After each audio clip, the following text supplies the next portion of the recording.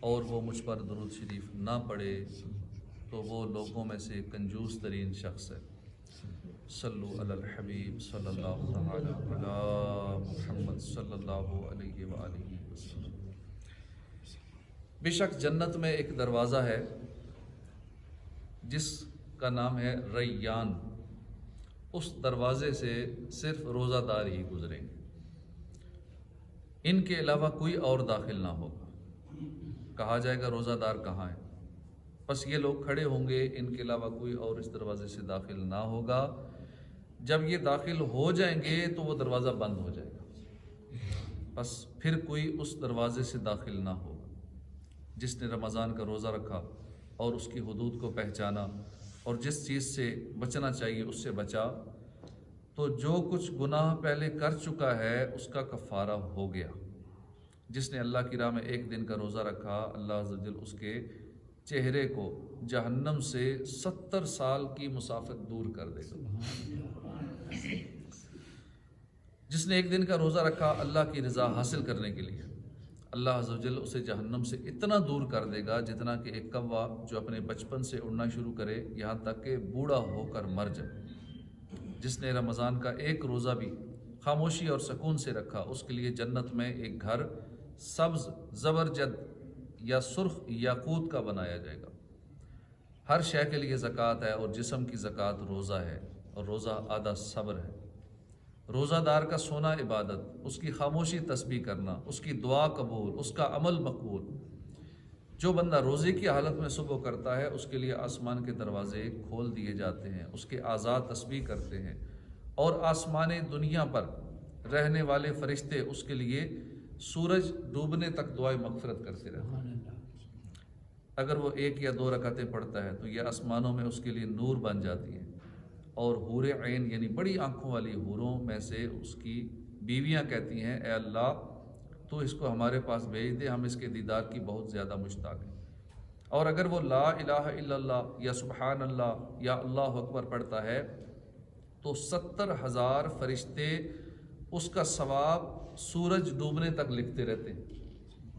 جس کو روزے نے کھانے یا پینے سے روک دیا کہ جس کی اسے خواہش تھی، تو اللہ تعالیٰ اسے جنتی پھلوں میں سے کھلائے گا اور جنتی شراب سے سیراب کرے گا۔ قیامت والے دن روزہ داروں کے لیے ایک سونے کا دسترخوان رکھا جائے گا جس سے وہ کھائیں گے، حالانکہ لوگ حساب کتاب کے منتظر ہوں گے۔ اللہ کے نزدیک عمل 7 قسم پر ہیں۔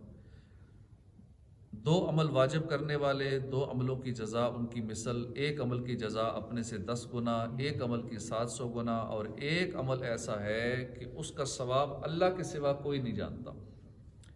پس جو 2 واجب کرنے والے ہیں، وہ شخص جو اللہ سے اس حال میں ملا کہ اس کی عبادت اخلاص کے ساتھ اس طرح کی کہ کسی کو شریک نہ ٹھہرایا، تو اس کے لیے جنت واجب ہو گئی۔ اور جو اللہ سے اس حال میں ملا کہ اس کے ساتھ کسی کو شریک ٹھہرایا تو اس کے لیے دوزخ واجب ہو گئی۔ جس نے 1 گناہ کیا اس کی مثل 1 ہے، 1 ہی جزا پائے گا، اور جس نے صرف نیکی کا ارادہ کیا تو 1 نیکی کی جزا پائے گا۔ نیکی کی نیت کرتے ہی نیکی لکھ دی جاتی ہے، اور جس نے نیکی کر لی تو اس کا پھر صبر، اس کا جو ثواب ہے وہ 10 گنا ہو جاتا ہے نیکی کرنے کے بعد۔ اور جس نے اللہ کی راہ میں مال خرچ کیا تو اس کے خرچ کیے ہوئے 1 درہم کو 700 درہم اور 1 دینار کو 700 دینار میں بڑھا دیا جائے گا۔ اور روزہ اللہ کے لیے ہے، اس کے رکھنے والے کا ثواب اللہ کے علاوہ کوئی نہیں جانتا۔ تو جس کا ایمان پر خاتمہ ہوگا وہ یا تو اللہ کی رحمت سے بے حساب یا معاذ اللہ گناہوں کا عذاب ہوا تب بھی بالآخر یقیناً جنت میں ضرور جائے گا، اور جس کا خاتمہ کفر پر ہوا وہ ہمیشہ ہمیشہ دوزخ میں رہے گا۔ جس نے 1 گناہ کیا اس کو 1 ہی گناہ کا بدلہ ملے گا، اللہ کی رحمت کے قربان کہ صرف نیکی کی نیت کرنے پر 1 نیکی کا ثواب لکھ دیا جاتا ہے، اور اگر نیکی کر لی تو ثواب 10 گنا۔ راہ خدا میں خرچ کرنے والے کو 700 گنا۔ اور روزہ دار کی بھی کتنی عظمت ہے کہ روزہ دار کا ثواب اتنا ہے کہ اللہ کے سوا جانتا ہی کوئی نہیں۔ اللہ کی راہ میں خرچ کرنے سے 700 گنا، 700 گنا کوئی اتنا پروفٹ نہیں دیتا جتنا اللہ پاک ہمیں اپنی راہ میں خرچ کرنے کا پروفٹ عطا فرماتا ہے۔ سیدنا کعب الاحبار فرماتے بروز قیامت ایک منادی اس طرح ندا کرے گا، ہر بونے والے یعنی عمل کرنے والے کو اس کی کھیتی کے برابر اجر دیا جائے گا، سوائے قرآن والوں کے، یعنی عالم قرآن اور روزہ داروں کے، کہ قرآن والوں کو اور روزہ داروں کو بے حساب دیا جائے گا، جس کا حساب اللہ ہی جانتا ہے۔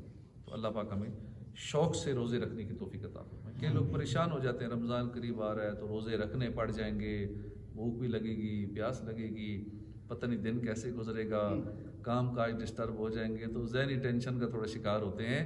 خوش ہونا چاہیے، جو رمضان قریب آئے خوشی سے اڑنا چاہیے کہ اتنا اجر ہے، روزے رکھوں گا اتنا کچھ ملے گا، بس اللہ ہمیں رمضان سے جلدی ملا دے، جلدی ملا دے۔ تو خوش ہو کے رمضان کو ویلکم کریں، نہ کہ پریشان ہو کے۔